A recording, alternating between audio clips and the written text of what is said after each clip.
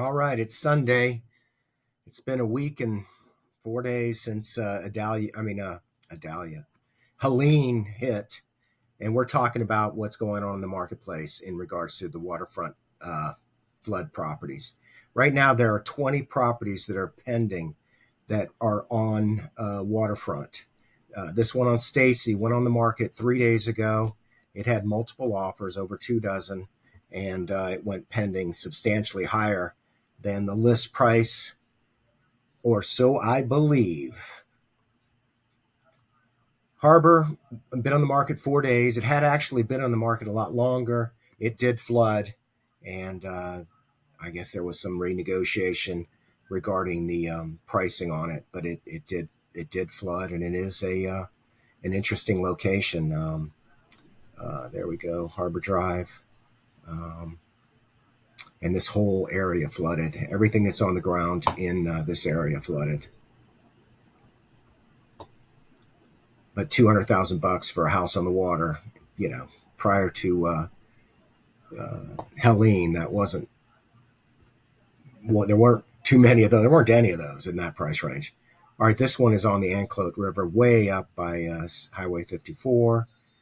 This one was on the market for 54 days and went pending on, let's see what date. It went pending on August 7th.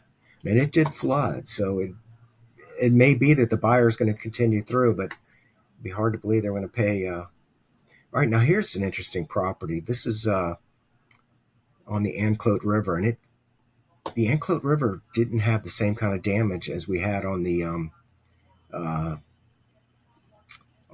Cody River. I drove down Rushmore right here yesterday. This house, I suspect this did not flood. I don't know why the Anclote River did not flood. These houses did not flood. Actually, I say these houses did not flood. This neighborhood right here, this neighborhood flooded. This up here flooded. But unlike what happened on the Cody River, the Anclote River was much less severe.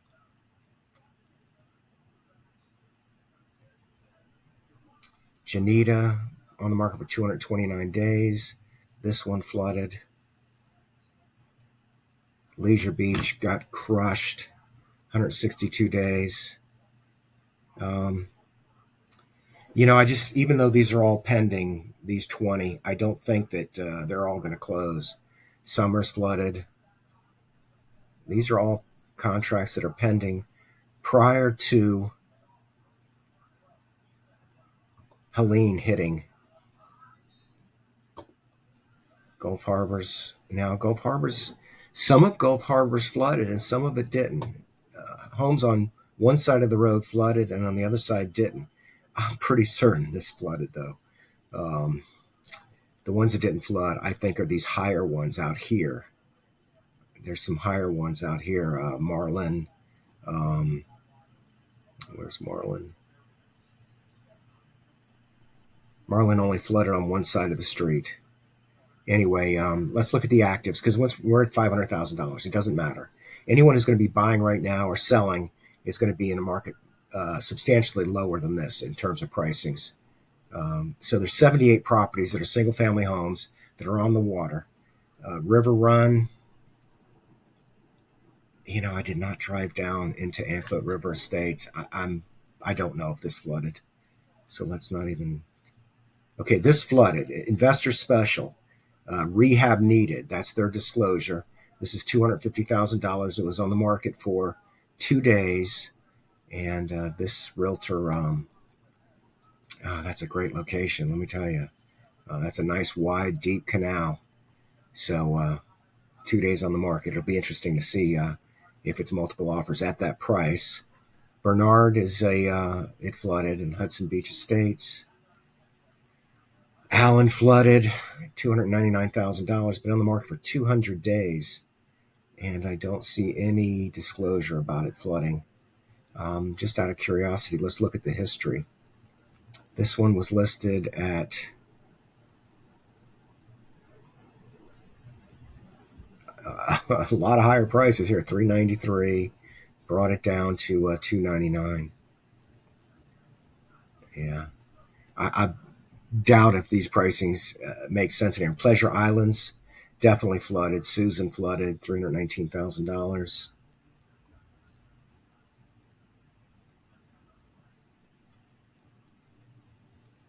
The big thing I'm looking at is the days on market. This is 52 days on the market. So this is a pre-flood listing. 330 days on Malcolm. Malcolm's got some real low stuff on it. Carol, 41 days. 236 days on Harbor Isle. Now this one was substantially changed. The price on this was $600,000, and prior to the Hurricane Helene, this was 450. So they dropped this down $150,000 this week. This is a pretty exceptional neighborhood. It's a great location. Um, Forest Hills generally did not flood. It's hit or miss. We have to go and look at each one to make sure, because I drove through Forest Hills yesterday and didn't see any flood houses. Leslie definitely flooded. Tropic Shores definitely flooded. I was on Tropic Shores yesterday. Hatteras definitely flooded. Based on this price, I'm going to guess this is a single story house, and it is, because the duo market that we have, and that is the market for homes that are 2 stories versus the market for the homes that are 1 story. There's a substantial price jump. Okay, Forest Hills. This is so far up the Anclote that it's not easy Gulf access, but it certainly is Gulf access. And this Chancellor did not flood. At least let me show you. If you're shopping in Forest Hills, oh, that's not the right one. If you're shopping in Forest Hills, you're going to have to go quite a ways to get to the Gulf. All right, Harbor Drive. This is a flood home, and 6537. This is a fairly spectacular backyard, and it doesn't say it was a flood house. But it definitely flooded during Ian, and it definitely flooded this week in for Helene.